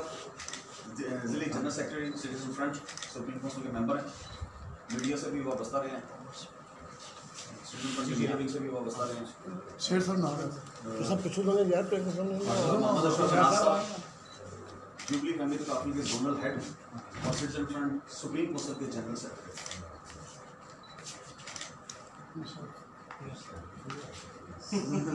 असल में आज का जो इजलास मैं बताता हूँ कि ये जो है ये सुप्रीम काउंसिल का इजलास है। सुप्रीम काउंसिल के इजलास की एक पॉलिसी है कि हम इसमें सिर्फ मेंबर शिरकत कर सकते हैं। सपोज अगर अली रार सदर है और वो अपने साथ के दोस्त ले आता है तो वो नहीं आ सकता सुप्रीम काउंसिल की मीटिंग में। तो सुप्रीम काउंसिल की जो मीटिंग होती है सिर्फ पौधे दौरान भी होती है। जो हमारी जिले और सिटी की मीटिंग होती है उसमें फिर हम स्पेशल गेस्ट पे दोस्त भी आते हैं, रिश्तेदार भी आते हैं, जो मीडिया के पर्सनस भी आते हैं, लेकिन यहाँ पे इस तरह हमारा तो इसलिए सारी अहदेदारी सही साहब ट्रैफिक बंदे ऑनलाइन है इसको तो अभी 5-7 मिनट क्वेश्चन आंसर सेशन कर लेते हैं। दोनों डीएसपी हजरात हमारे दरमियान मौजूद हैं। दोनों डीएसपी मोअज़्ज़ज़ डीएसपी साहिबान हमारे दरमियान मौजूद हैं। ट्रैफिक के हवाले से ख़ुसूसी तौर पे किसी दोस्त की कोई इनपुट हो, कोई एडवाइस हो, कोई क्वेश्चन हो, ये 5-7 मिनट क्वेश्चन आंसर सेशन में आप वो पूछ सकते हैं।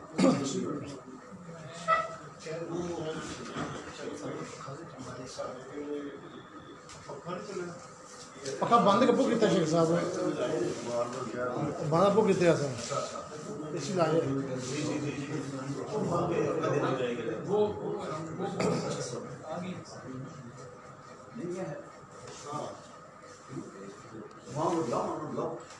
जोड़ा सबसे रिक्वेस्ट करूँगा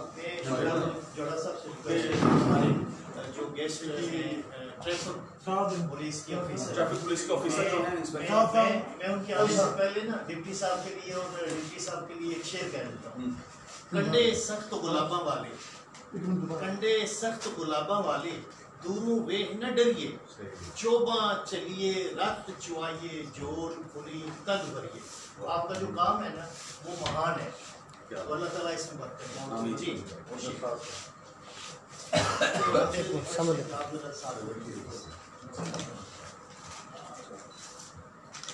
तमाम जो ट्रैफिक के वार्डन्स हैं, इंस्पेक्टर्स हैं, DSP हैं, जो भी मेंबर हैं, उनको शहर गुजरात में खसूसी तौर पर हराजत तहसील इसलिए पेश करते हैं कि ये बात मैं नहीं करना चाहता था, लेकिन हम कर देता हूँ DSP साहब की इजाज़त से, कि जो ये महकमा है, इसके जो रिसोर्सिस हैं, जो इसके वसाइल हैं, उसमें बहुत ज़्यादा प्रॉब्लम्स रही हैं। इतने कम वसाइल में इतनी परफॉर्मेंस देना, मैं समझता हूँ ये बड़ी जो है तहसीन के लायक है। अभी जाके अब अमीन फैन वाला जिनको ऑफिस है वो देख लें, वो खंडर हुआ करता था, वो ऐसे लगता था जैसे कोई चुंगी है या कोई गोदाम बने हुए रेलवे के। और अब वहाँ पे देखिए पता चलता है कि प्रॉपर एक ऑफिस है, उसकी पार्किंग है, वहाँ पे कमला है, वो ऑन ड्यूटी है, उसके अलग अलग डिपार्टमेंट्स हैं, वो आपको बात कर सकते हैं उनसे। अमीन फैन का ऑफिस क्यों ज़्यादा ज़रूरी है? क्योंकि कचहरी में जिसने जाना है उसने पहले अपना सिक्योरिटी चेक से गुजरना है, अपना ID कार्ड जमा कराना है, मोबाइल फ़ोन जमा कराना है, फिर उसने इन तक पहुँचना है और जाके अपनी बात बतानी है। अमीन फैन के ऑफिस में ये बैठे होते हैं, किसी वक्त भी किसी दोस्त की कोई प्रॉब्लम हो, लाइसेंस के रिलेटेड, ट्रैफिक के रिलेटेड, उनसे जान मिल सकता है। तो मैं ऑफिशियली मीटिंग को इधर ही खत्म करता हूँ। तो जो दो सवाल करना चाहें जरूर पूछें। सर ड्राइविंग लाइसेंस के वाला थोड़ा सा ब्रीफिंग दिया जाए कि क्या तरीका कार है उसका। अब आपको इसमें सबसे पहली जो एक मैं कहता हूँ, हमने जो एक अपना रोल अदा किया या एफर्ट की, तो जो जिससे मुझे फील हुआ है, हमने एक सहूलत दी है पब्लिक को, जो शायद इससे पहले नहीं थी, कि हमारे ऑफिस के जो फंक्शन के रिलेटेड है 2-3 ब्रांचेस थी। जो एक है वो DPO ऑफिस में कचहरी के अंदर ऑफिस था, दूसरा मेन फैन में था। तो जो पब्लिक है, जो आम शहरी है, उसको पता नहीं होता था कि मैंने किधर जाना है, मेरा फलाना काम किधर होना है। एक दफ़ा वो DPO ऑफिस जाता था, दूसरी दफ़ा वो मेन फैन ऑफिस जाता था, तो वो सारा दिन वो शहर की चक्कर लगाता था। उसमें मैंने आके ये चीज़ देखी, जब फील किया, तो मैंने कहा इसको एक जगह या इकट्ठा करना चाहिए, तो बंदा जिधर जाए जो भी उसके रिलेटेड काम है वो एक ऑफिस के एक छत के नीचे हो जाए। उसमें मैंने कोशिश की कि उसको, क्योंकि उधर मेन फैन वाले जगह पर ज़्यादा सहूलतें थी, खुली जगह थी, पार्किंग थी, बिल्डिंग भी थोड़ी सहूलत थी, कचहरी वाले ऑफिस की नस्बत। इसमें हमने उधर उसको शिफ्ट करने की कोशिश की। तो जब हमने उसको स्टार्ट किया, तो फिर मुझे 2 महीने बाद फील हुआ कि ये शायद जो मेरे से पहले लोग थे उन्होंने भी कोशिश की होगी, लेकिन उसको जब शिफ्ट नहीं करा पाए। तो उसके अंदर इतनी बेशुमार रुकावटें, मुख्तलिफ महकमों का बीच में रोल। तो 2 महीने बाद ना मैं भी थक गया, मैंने कहा जो मेरे से पहले नहीं कोई कर सका, तो शायद ये मेरे से भी नहीं होगा, मैंने उसको छोड़ दिया। जब 1-2 महीना गुजरा, फिर मुझे फील हुआ कि नहीं, दोबारा ले सिरे से फिर इसको शुरू करते हैं। फिर मैंने इसको वर्कआउट किया, फिर एफर्ट की, 3-4 महीने बाद जाके फिर हम उसमें कामयाब हुए। तो हमने उसको सारे सिस्टम को जो मेन फैन में बिल्डिंग में शिफ्ट कर दिया। तो उसमें अब सहूलत क्या है कि जब एक बंदा जाता है, उसका कोई उसके रिलेटेड काम है, उसने नया लाइसेंस बनाना है, उसको उसने रिन्यू करवाना है, उसका गुम गया है, उसको कोई लाइसेंस के रिलेटेड काम है, तो उसका एक छत के नीचे ही अब हो जाता है, कि बजाय वो सारा दिन सारा शहर घूमता है। तो वो दूसरे लफ्ज़ में हमने उसको वन विंडो कर दी है, तो शहर के चक्कर लगाने से, लेकिन वो उसको फील होता है जिसने पहले चक्कर लगाए हैं। तो जो नया बंदा है वो तो उधर जाकर बेचारा, अच्छा मैं आ गया, उधर पता नहीं किधर जाना है, किधर बारी आनी है। तो जो लोग इससे पहले ये सफ़र कर चुके हैं, उनके लिए ये मैं कहता हूँ कि सबसे जो मेन पॉलिसी जो हमने वो लोगों को उधर प्रोवाइड की है, और अब उनको इन शहर के चक्कर से हमने बताया। मेरा सर एक रिक्वेस्ट भी है और एक क्वेश्चन भी था, वो कि पहले शहर में जहाँ जहाँ यूटर्न थे वहाँ कैटाइज लगी होती थी। अक्सर हम लोग भी शिकायत करते थे कि जी ये तो टायर फाड़ देती है, पर उनके उतरने के बाद जो है वो अब ये फील होता है कि वो चाहे डर से लोग रुकते थे तो वो रुकते थे। अब उनका ऑल्टरनेट भी क्या आप लोगों ने कोई अभी उस पर कोई वर्किंग की है? जैसे हम मोटरवे पे हार्ड शोल्डर्स या बाहर के मुल्कों में आप जाएं तो वो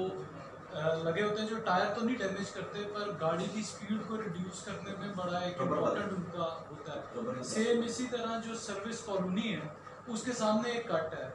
पिछले 3 महीने में मैं 3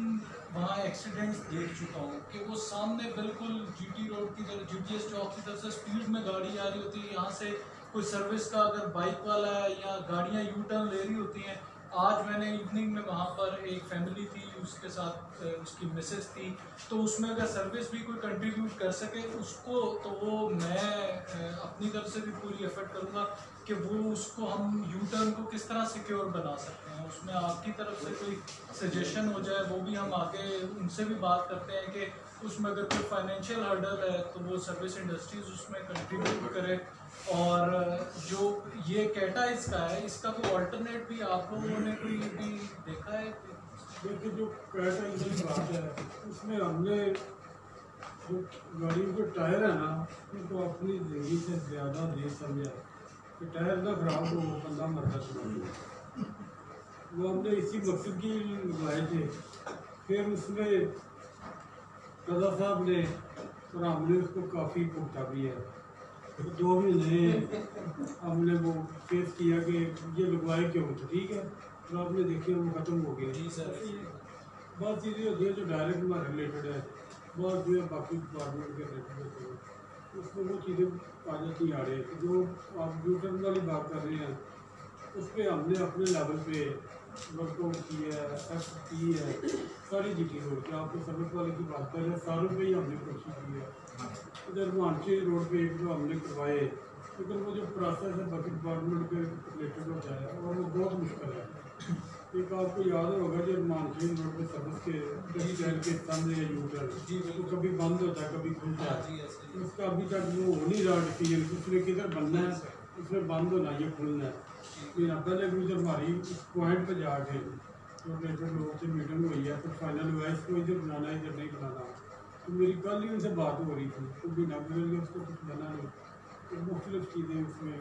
डिपार्टमेंट के रिलेटेड ऐसे कुछ आ जाती हैं, जो फिर हमारे पहले वो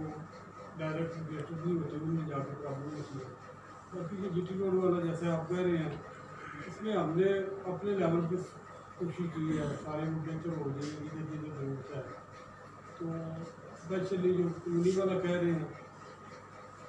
इसमें भी हमने बाकी डिपार्टमेंट को चेक करना है, उनको टेस्ट करना है। अगर कोई ऐसा उनके पास ऑप्शन हुआ, इलीगल प्रोसेस होता है, ऐसे नहीं है इधर बना दे, इधर खोल दे, सारी उनकी अप्रूवल होती है, फंड का इशू होता है, ये होता है। जब हम भी इसमें आए हैं ना इन कामों में, तो फिर हमें भी पता चला है अच्छा ये बनाने से खोलना ज़्यादा मुश्किल है और खोलने से बनाना ज़्यादा मुश्किल है। तो ये ऐसी चीज़ें हैं, लेकिन हमारी जो एफर्ट्स है इन कामों में वो चलती होती है साथ साथ। आगे कितना टाइम लगता है, किस तरह होता है। तो सर जो मोटरवे पे वो हार्ड शोल्डर्स उन्होंने वो लगाए होते हैं, वो नेशनल हाईवे डील करती है, इसको लोकल लेवल पे डील होता है, ईआरओ ने डील करना है, फंड का इशू, वो डिपार्टमेंटल इशू, उधर और चीज़ है। उधर तो हाईवे क्या है, इस टाइप के लोगों ने गुजरना है, उधर उनके लिए सहूलतें प्रोवाइड की जाती हैं, इधर आम रियाय के लिए हैं, तो फिर ये फर्क आ जाता है। इस तरह ये दोनों इसको स्पेशली देखते हैं, इधर कहीं जरूरत ही हमने इसकी कोशिश करेंगे। अफसर के रिक्वेस्ट सर्विस अगर कंडीशन उसमें ब्लॉक्स चाहिए तो वो आपको वो मिर्जा कॉलोनी से पहले उस तरफ लग जाए, इस तरफ जिस तरह पहले लगे हुए थे मस्जिद जो है उसके पास लग जाए, फिर पेस के ऑपोजिट वो अगर करेंगे हम लोगों से शेयर करेंगे, अभी क्या उनका रिस्पॉन्स मिलता है, ठीक है, जो आपको जरूर ठीक है। बिस्मिल्लाहिर्रहमानिर्रहीम। फिर सब तुसी बड़ी एफर्ट की है, बड़ी मेहनत है ਤੁਹਾਡੀ, ਤੁਹਾਨੂੰ ਅਸੀਂ ਐਪਰੀਸ਼ੀਏਟ ਕਰਨ ਵਾਸਤੇ ਇੱਥੇ ਬੁਲਾਇਆ ਇਸ ਪਲੇਟਫਾਰਮ ਤੇ। ਮਿਹਰਬਾਨੀ ਤੁਹਾਡੀ, ਤੁਸੀਂ ਤਸ਼ਰੀਫ ਲਾਏ ਹੋ, ਰਜ਼ਾ ਸਾਹਿਬ ਆਏ ਨੇ। ਕੋਈ 2-4 ਇਸ਼ੂਜ਼ ਐਸੇ ਨੇ ਜਿਹੜੇ ਸਾਲਾਂ ਸਾਲ ਤੋਂ ਹੱਲ ਨਹੀਂ ਹੋਏ। ਇੱਕ ਤੇ ਰਿਕਸ਼ਾ ਸਟੈਂਡ ਬਣੇ ਆ ਖਵਾਜਗੰਜ ਰੋਡ ਤੇ ਬਜ਼ਾਰ ਦੀ ਐਂਟਰੈਂਸ ਦੇ ਕੋਲ। ਦੂਸਰਾ ਰਿਕਸ਼ਾ ਸਟੈਂਡ ਬਣੇ ਆ ਸ਼ਦੋਲਾ ਚੌਂਕੀ ਕੋਲ, ਉੱਥੇ ਟ੍ਰੈਫਿਕ ਬੜੀ ਜਾਮ ਰਹਿੰਦੀ ਹੈ। तीसरा रिक्शा स्टैंड बने हैं नवाब चौंक च, उत्थे बड़ी ट्रैफिक। ये सारिया इंटरस्टां ने मेन बाजार दी। उस तो बाद आ जाता है साडा सुरगोदा रोड। सुरगोदा रोड के उत्ते इंक्रोचमेंट की वजह नाल जिहड़ा ना ट्रैफिक उसी अगे जाके जिहड़ा भी कुलों पार ते उहदे कोशिश करके उन्होंने काफ़ी सारा कंट्रोल कर रहा स्टाफ वाले, लेकिन इत्थों जिहड़ी एंट्रेंस है जीटी रोड तो सुरगोदा रोड वाल इत्थे बहुत सारी प्रॉब्लम ने। उस तो बाद इस इंक्रोचमेंट की वजह तो रजा साहब जिहड़ा कोशिश करन ਤੇ ਉਹ ਸਾਡਾ ਜਿਹੜਾ ਅੱਗੇ ਬੜੇ ਸਾਰੇ ਐਕਸੀਡੈਂਟ ਹੁੰਦੇ ਨੇ, ਬਹੁਤ ਸਾਰੇ ਐਕਸੀਡੈਂਟ। ਮੇਨ ਤੁਸੀਂ ਇਹ ਚੌਂਕ ਤੋਂ ਪੁਲ ਤੱਕ ਉਹ ਕੋਈ ਗੱਡੀ ਆ ਗਈ ਹੈ, ਕੋਈ ਕਿਸੇ ਦਾ ਮਾਲ ਪੈ ਲੈਂਦਾ ਹੈ, ਕੋਈ ਇਸ ਤਰ੍ਹਾਂ ਦਾ ਕੋਈ ਪਾਰਕਿੰਗ ਜਿਹੜੀ ਹੈ, ਗਲਤ ਪਾਰਕਿੰਗ ਜਿਹੜੀ ਹੈ, ਉਹਦੀ ਵਜ੍ਹਾ ਨਾਲ ਜਿਹੜਾ ਬੜਾ ਲਾਸ ਹੁੰਦਾ ਹੈ। ਇਹ ਐਂਟਰੈਂਸ ਤੋਂ ਕੀ ਹਾਲ ਕਰੋ ਤੇ ਉਹਦੇ ਪਾਰਕਿੰਗ ਦਾ। ਤੀਸਰਾ ਤੁਸੀਂ ਇੱਥੇ ਜਿਹੜਾ ਇੰਤਜ਼ਾਮ ਕੀਤਾ ਬੜਾ ਜ਼ਬਰਦਸਤ ਹੈ, ਹਰ ਵੇਲੇ ਮੌਜੂਦ ਹੈ ਬੰਦਾ ਉੱਥੇ ਟੱਕੀ ਚੌਂਕ 'ਚ। ਲੇਕਿਨ ਇੱਥੇ ਵੀ ਹੁੰਦਾ ਹੈ ਕਿ ਬੰਦੇ ਜਿਹੜੇ ਨੇ ਦੁੱਧ ਪੀਣ ਵਾਸਤੇ ਬਸ ਉਹ ਫੈਮਲੀਜ਼ ਨਾਲ ਆਏ ਨੇ ਜਾਂ ਵੈਸੇ ਆਏ ਨੇ, ਗੱਡੀ ਪਾਰਕ ਕੀਤੀ ਹੈ ਆਪਣਾ ਕਮਰਸ਼ੀਅਲ ਰੋਡ 'ਤੇ, ਔਰ ਉਹਦੀ ਵਜ੍ਹਾ ਨਾਲ ਫਿਰ ਟ੍ਰੈਫਿਕ ਉਸ ਤਰ੍ਹਾਂ ਬਲਾਕ ਹੋ ਜਾਂਦੀ ਹੈ। ਉੱਥੇ ਸਿਰਫ ਪਾਰਕਿੰਗ ਰੋਕ ਦਿੱਤੀ ਜਾਏ ਤਾਂ ਬੜਾ ਅੱਛਾ ਇੰਤਜ਼ਾਮ ਸਾ ਕਰ ਛੜਿਆ, ਉਹ ਸਿਰਫ ਪਾਰਕਿੰਗ ਦੀ ਵਜ੍ਹਾ ਨਾਲ ਫਿਰ ਪ੍ਰੋਬਲਮ ਆਉਂਦੀ ਹੈ। ਮੈਂ ਸ਼ੁਰੂ 'ਚ ਹੀ ਗੱਲ ਕੀਤੀ ਕਿ ਬਿਹਤਰੀ ਦੀ ਗੁੰਜਾਇਸ਼ ਹਰ ਟਾਈਮ ਮੌਜੂਦ ਹੈ, ਹਰ ਜਗ੍ਹਾ 'ਤੇ ਮੌਜੂਦ ਹੈ। ਕਿਉਂਕਿ ਤੁਸੀਂ ਐਫਰਟ ਕਰਦੇ ਹੋ ਉਹਦਾ ਤੁਹਾਨੂੰ ਉਹਦਾ ਰਿਜ਼ਲਟ ਮਿਲ ਜਾਏਗਾ। ਇਹਦਾ ਸਰੋਦਾ ਰੋਡ ਚੌਕ ਹੈ, ਉੱਥੇ ਤੁਸੀਂ ਵੇਖਿਆ ਹੋਣਾ ਕਿ ਅਸੀਂ ਕੋਈ 100 ਫੁੱਟ ਉਹਦੇ ਵਿੱਚ ਡਿਵਾਈਡਰ ਬਣਾਇਆ ਜੀ ਬਿਲਕੁਲ। ਸਾਡਾ ਉਹਦੇ 'ਚ ਕੋਸ਼ਿਸ਼ ਸੀ, ਪ੍ਰੋਗਰਾਮ ਸੀ ਕਿ ਉਹਨੂੰ ਥੋੜ੍ਹਾ ਹੋਰ ਅੱਗੇ ਐਕਸਪੈਂਡ ਕਰਨ ਦਾ, ਲੇਕਿਨ ਅਸੀਂ ਤੁਸੀਂ ਵਾਦੀ ਤੌਰ 'ਤੇ ਵੀ ਕਰਨ ਦੀ ਉਹ ਅਸੀਂ ਜਿਸ ਵੇਲੇ ਇੰਨਾ ਕਰਾ ਲਿਆ 60-70 ਫੁੱਟ ਜਾਂ 100 ਫੁੱਟ, ਉਹ ਅੱਗੇ ਹੁਣ ਸਾਡੇ ਕੋਲ ਨਹੀਂ ਹੋ ਰਿਹਾ। ਸਾਡਾ ਵੀ ਸੀ ਕਿ ਉਹ ਜਿਹਦਾ ਪ੍ਰੋਬਲਮ ਹੈ ਉਹਨੂੰ ਸਾਰਿਆਂ ਨੂੰ ਕਰਕੇ, ਤਾਂ ਕਿ ਉੱਥੇ ਜਿਹੜਾ ਇੱਕ ਪਾਰਕਿੰਗ ਦਾ ਬਾਏ ਜਾਂ ਟਿੰਕੀਆਂ ਸਟੈਂਡ ਬਣੇ ਨੇ, ਇੱਕ ਜਗ੍ਹਾ ਨੂੰ ਸਹੀ ਉਹਦਾ ਯੂਟਿਲਾਈਜ਼ ਹੋ ਜਾਏਗਾ। ਉਹਦੇ ਥੱਲੇ ਜਿਹੜੀ ਰੋਡ ਹੈ ਤੁਸੀਂ ਰੋਜ਼ ਲੰਘਦੇ ਹੋ ਵੇਖਦੇ ਹੋਗੇ ਨਵਾਂ ਸਾਡਾ ਤੋਂ, ਉਹਦੇ ਵਾਸਤੇ ਵੀ ਅਸੀਂ ਉਦੋਂ ਦੀ ਐਫਰਟ ਕਰ ਰਹੇ ਹਾਂ ਇਹ ਵੀ ਥੋੜ੍ਹੀ ਬਿਹਤਰ ਹੋ ਜਾਏ, ਤਾਂ ਕਿ ਉੱਥੋਂ ਜਿਵੇਂ ਟ੍ਰੈਫਿਕ ਸਲੋ ਗੁਜ਼ਰ ਰਹੀ ਹੈ ਉਹਨੇ ਬਲਾਕਿੰਗ ਕਰਨੀ ਹੈ, ਟਾਈਮ ਜ਼ਿਆਦਾ ਲੈਣਾ ਹੈ, ਪ੍ਰੋਬਲਮ ਕ੍ਰੀਏਟ ਕਰਨੀ ਹੈ। ਅਗਰ ਰੋਡ ਠੀਕ ਹੈ ਜਲਦੀ ਗੁਜ਼ਰ ਜਾਏਗੀ 1 ਮਿੰਟ 'ਚ। ਉਹ ਚੀਜ਼ਾਂ ਐਸੀਆਂ ਨੇ ਜਿਹੜੀਆਂ ਅਸੀਂ ਵੀ ਜਾ ਕੇ ਇੱਕ ਵਾਰੀ ਜਾਂਦੇ ਹਾਂ, 2 ਵਾਰੀ ਜਾਂਦੇ ਹਾਂ, 4 ਵਾਰੀ ਜਾਂਦੇ ਹਾਂ, ਜਾ ਕੇ ਰਿਕੁਐਸਟ ਹੀ ਕਰਨੀ ਹੈ ਕਰਦੇ ਹੋ ਜੀ, ਅੱਛਾ ਚਲੋ ਕਰਦੇ ਹਾਂ ਜੀ, ਚੈੱਕ ਕਰਦੇ ਹਾਂ ਕਰਦੇ ਹਾਂ। ਉਹ ਅਸੀਂ ਪਹਿਲੇ ਦਿਨ ਤੋਂ ਹੀ ਇਸ ਸੰਗਿਆ ਨੂੰ ਅਸੀਂ ਠੀਕ ਕਰਾਈਏ, ਲੇਕਿਨ ਜਿੰਨਾ ਮੁਮਕਨ ਹੋਇਆ ਜਾਂ ਜਿੰਨਾ ਕਿ ਅਸੀਂ ਕਰਵਾ ਸਕੇ, ਬਾਕੀ ਉਹ ਅੰਡਰ ਪ੍ਰੋਸੈਸ ਹੀ ਹੈ, ਕਿਉਂਕਿ ਕਿਸੇ ਵੇਲੇ ਉਹਦੀ ਸਰ ਉਹਦੇ 'ਚ ਅਗਰ ਬਿਹਤਰ ਹੋ ਜਾਏ। ਅਗਰ ਤੁਹਾਨੂੰ ਉੱਥੇ ਸਰੋਦੇ ਰੋਡ ਦੀ ਅੰਜਮਨ ਤਾਜਰਾਂ ਦਾ ਸਪੋਰਟ ਚਾਹੀਦੀ ਹੈ ਜਾਂ ਸਿਟੀਜ਼ਨ ਫਰੰਟ ਦੀ ਚਾਹੀਦੀ ਹੈ, ਜਿੱਥੇ ਕੋਈ ਉੱਥੇ ਅਸੀਂ ਹਾਜ਼ਰ ਹਾਂ। ਉਹ ਅੰਜਮਨ ਤਾਜਰਾਂ ਜੇ ਕੋਈ ਦਾ ਕੋਈ ਮਸਲਾ ਬਣਦਾ, ਕੋਈ ਤਾਜਰ ਕਹਿ ਰਹੇ ਨੇ ਨਾ ਅੱਗੇ ਕਰੋ, ਤੇ ਤਾਂ ਵੀ ਹਾਜ਼ਰ ਹਾਂ। ਇਹਨਾਂ ਦਾ ਕੋਈ ਇਸ਼ੂ ਨਹੀਂ, ਜਿਹੜੇ ਡਿਪਾਰਟਮੈਂਟ ਹੁੰਦੇ ਨੇ ਜਿਨ੍ਹਾਂ ਦੇ ਰਿਲੇਟਡ ਕੰਮ ਹੁੰਦਾ ਹੈ ਜੀ ਉਹਨਾਂ ਨੂੰ ਪ੍ਰੋਬਲਮ ਹੈ, ਤਾਜਰ ਤੇ ਆਏ ਨੇ ਸਾਡੇ ਕੋਲ, ਇਹਨੂੰ ਬਿਹਤਰ ਕਰੀਏ, ਅਸੀਂ ਤੁਹਾਡੇ ਨਾਲ ਚੱਲਦੇ ਹੋ ਗਏ ਵੀ ਨੇ।